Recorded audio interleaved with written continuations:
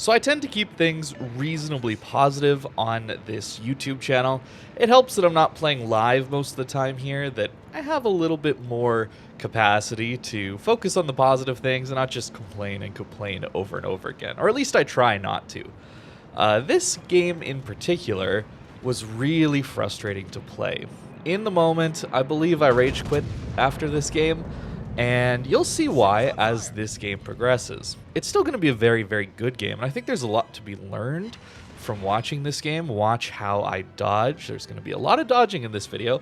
Watch how I position, maneuver my ship, where I'm trying to play, what ships I'm trying to shoot at, who I'm trying to support on my team. It really comes down to focusing on the enemy DDs, trying to take out those targets of priority when I can, and trying to help my friendly destroyers stay alive.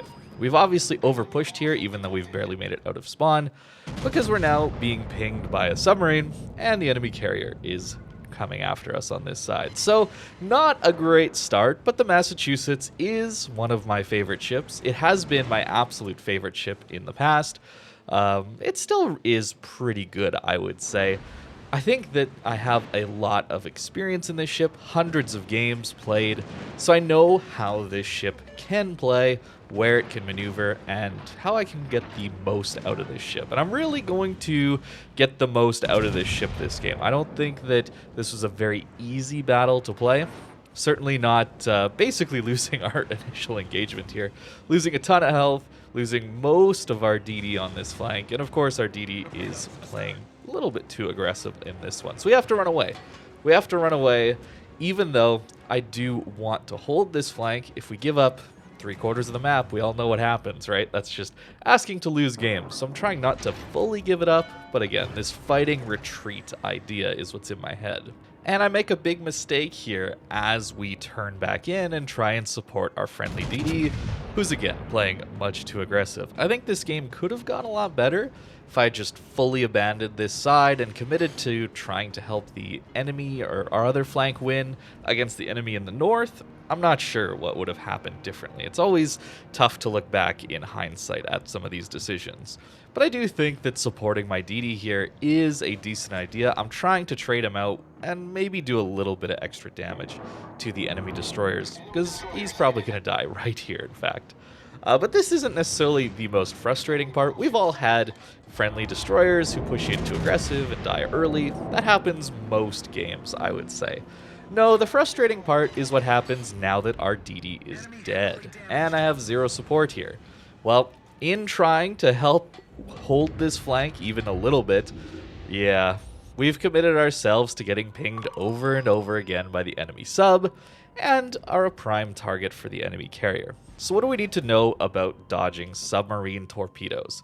Well, you need to know that at least when it comes to battleships, they stop homing around 2 kilometers away from your ship. I think it's 2.1, something like that.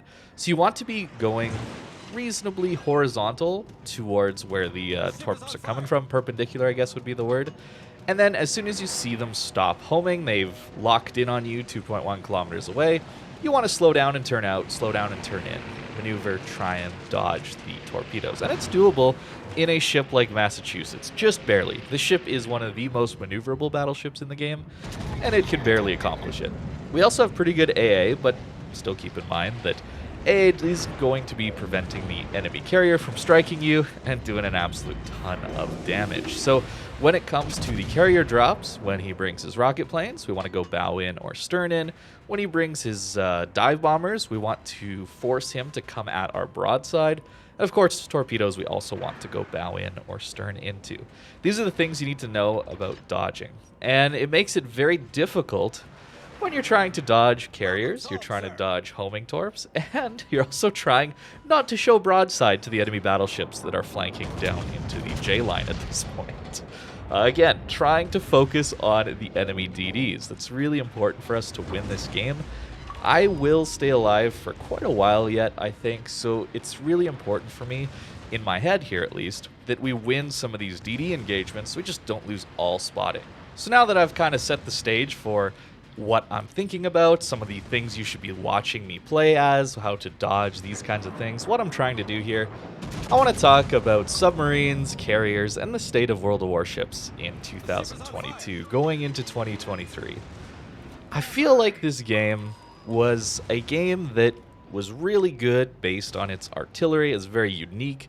It's a different experience than anything else. I really still believe that that is in the game still. That DNA, that surface ship combat DNA, is still there and makes this game great. And that's why I still play it. And that's why I still enjoy it. And that's why I still am able to have a lot of positive videos on this game. Yes, there's bugs. Yes, there's definitely problems with certain balance on these surface ships between each other. For example, Smolensk is still just busted OP, but they've taken it out of the game, at least for regular purchase these days, so it's not as big a problem anymore. But this addition of submarines, carriers, the rework, of course, being in the state that it is, it's very difficult for me to enjoy the game as I used to. Games like this, well, on the extreme, are extremely unfun. This is incredibly frustrating for me to play, since it's not about that surface ship combat. It's not about outmaneuvering, outpositioning enemy surface ships. It's about trying to engage with UI elements. That's what I like to say. These submarine pings, these splashes on the water where I'm trying to drop an airstrike of anti-submarine warfare on them. In Massachusetts, we don't even have the range. I'm sure you've noticed me every once in a while clicking the 4 key and trying to drop torp or anti-submarine warfare and failing because we just don't have the range for it even. For example, why on earth does a submarine have homing torp range that exceeds the range of anti-submarine warfare? Where's the gameplay there? It feels like I'm a fish in a barrel with someone just having a homing shotgun pointed into that barrel. It's ridiculous. I do get very, very frustrated by this sort of game design. I don't understand how in a player versus player environment like this, you can have engagements that feel so one-sided. I just don't get it. And yes, I do still have a problem with carriers and the way they are in the game, but when you're playing and you're getting focused by a carrier or focused by a sub, which one is more annoying to you? And I don't think there's necessarily a right answer here, to be honest, but for me personally, I find the sub far more annoying.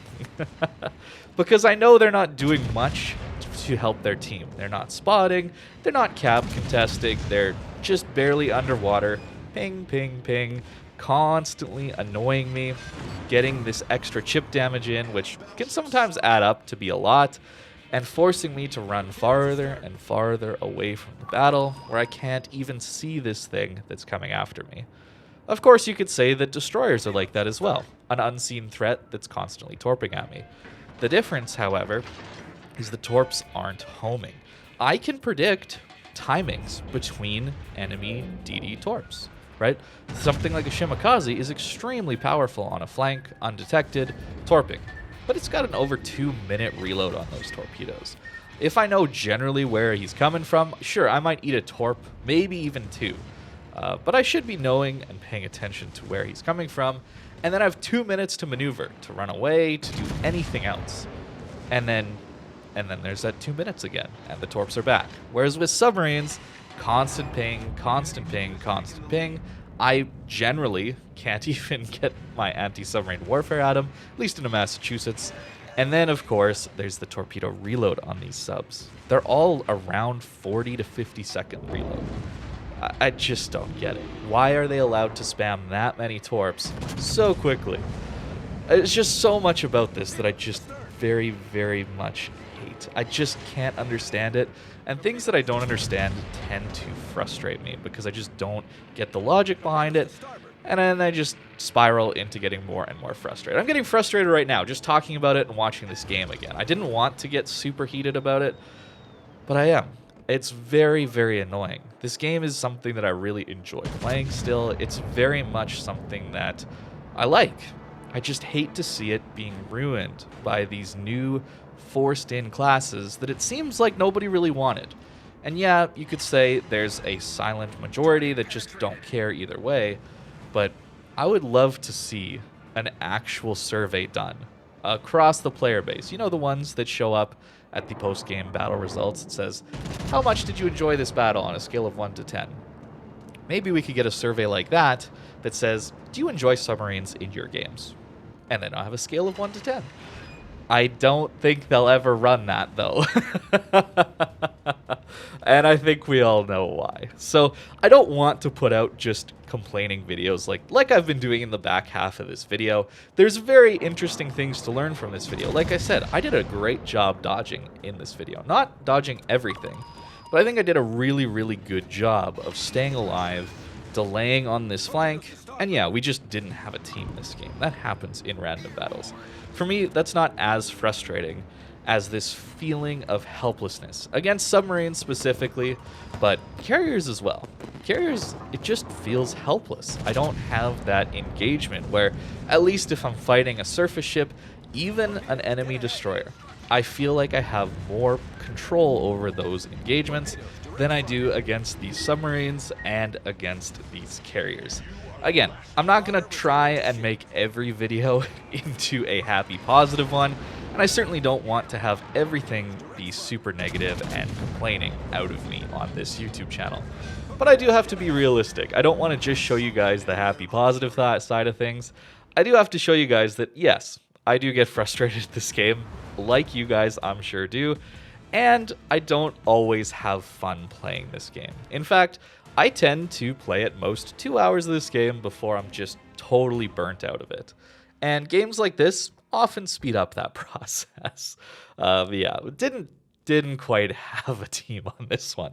But let's look at the build. If you're curious about the Massachusetts, I'll show you the build real quick. Of course, we're running some secondaries on a Massachusetts, but I am messing around with different upgrades, even taking some AA skills, since American battleships have a bit better AA.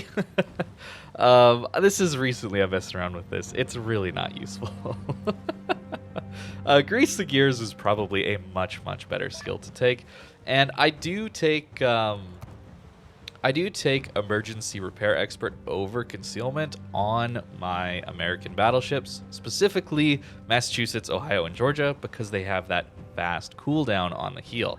You can get some good value out of them. Fire Prevention is a must, and if we want to go secondaries, we have to take manual secondaries. So I'm giving up Concealment or better Reload, at least on these ships.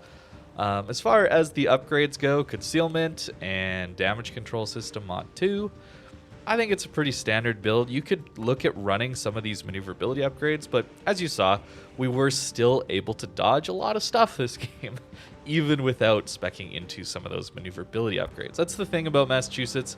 It's really a small maneuverable battleship that actually does pretty decently against subs and carriers, but as you saw, it's still quite frustrating. So I hope you enjoyed this video. I hope it wasn't too negative or whiny or complainy, but just know that I do get very frustrated at this game too sometimes. That said, I still like it and I still really enjoy playing it. It's just one of those games that gets under my skin sometimes. So thank you for watching, and I hope you have a great rest of your day.